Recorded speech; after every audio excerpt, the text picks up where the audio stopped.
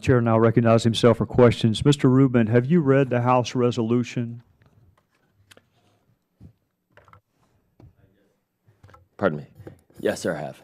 What is your understanding of what this committee has been asked to do? My understanding is that the committee has been asked to review the incidents related to the Benghazi attacks and all of the, as you described at the beginning, in all of the aspects that it seeks.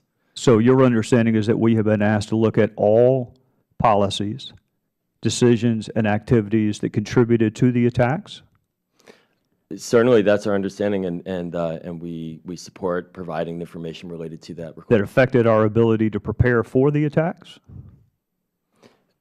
But if that's ultimately the decision. Well, you've read it, right? I mean, you've read the resolution, right? You're not disagreeing with my interpretation of the resolution, are you? We defer to the committee's direction on how it wants to proceed. Including executive branch efforts to identify and bring to justice the perpetrators of these attacks? Did you read that in the resolution?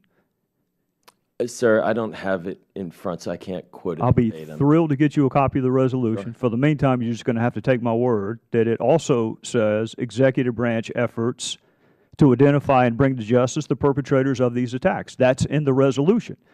Can you tell me specifically how our interviewing witnesses is going to jeopardize the prosecution? Sir, the Department of Justice has been clear with us. I'm asking you. It was in your opening statement. I'm asking you. You tell me, a former prosecutor, how our interviewing witnesses that have already been interviewed by the ARB, already been interviewed by the Best Practices Panel, and frankly, already been interviewed by the State Department.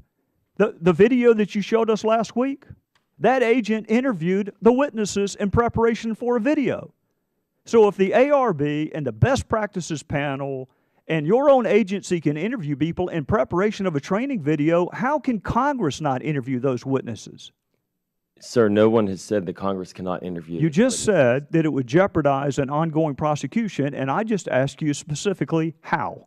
My understanding, and I am the chief liaison to the House for the State Department, is that our colleagues at the Department of Justice have been in touch. Specifically, who told you that? My colleagues within the State Department who work on this on a daily basis. I'm looking for a name because I've got to clear up this misconception that simply talking to a witness who's already talked to 3 other investigatory bodies, that somehow or another Congress cannot talk to these witnesses, even though apparently everybody else can. I'm curious how that jeopardizes an ongoing prosecution. Sir, I'm not an attorney. I'm not a prosecutor. What I am is the chief liaison to the House for the State Department. And what I am conveying is that the Justice Department has told us that this could have an impact, and they would like to have a conversation with you and your committee about that. Do you believe that Congress has the constitutional authority to provide oversight? Every day I do that with my job, yes, sir. So you do agree with that. What is your interpretation of the phrase, all policies, decisions, and activities? In what context? In any context. How about contributed to the attacks? What is your understanding of all policies, all decisions, all activities? The approach that we are taking at the State Department is to provide materials to the committee at the direction of the committee. The request for interviews that you have reiterated here today, I am explaining that the Justice Department has said that they would like to have conversations with the committee for the concern about the protection of the welfare of these agents. I want to ask you something. I want to ask you something, okay? Because there are 12 people up here who may not agree on another single solitary thing, but every one of us agrees that we don't want to do anything to jeopardize the physical security of anybody who works for this government, nor does anybody on this dais want to do anything to jeopardize an ongoing prosecution. Okay, can we stipulate that nobody wants to do either of those things? Certainly. Will you also stipulate that you can talk to witnesses while preserving their identity and not jeopardizing an ongoing prosecution? I am confident that in the conversations between the Justice Department and the committee that those modalities can be discussed. Mr. Rubin, not the expert on Mr. Rubin, do you see the Justice Department at this hearing? No, sir. Do you know why they're not at this hearing? No, sir. Because we don't have any issues with them. That's why they're not here. You just cited a reason to deny access to witnesses that even the Justice Department hasn't cited. So what I want you to do is help this committee gain access to precisely the same witnesses that everyone else, from the ARB to the best practices panel to your own agent who compiled a training video, had access to the witnesses.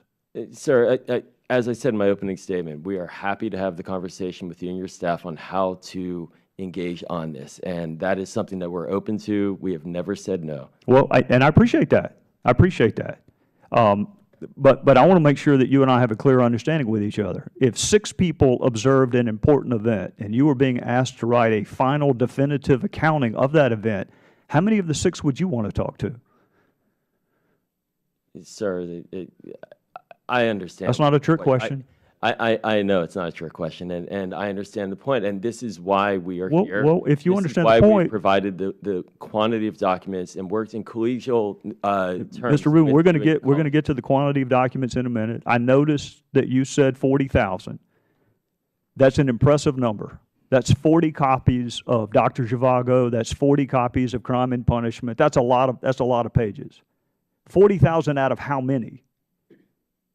That's our question. How many documents? Is 40,000 half? Is it all? Is it 2/3?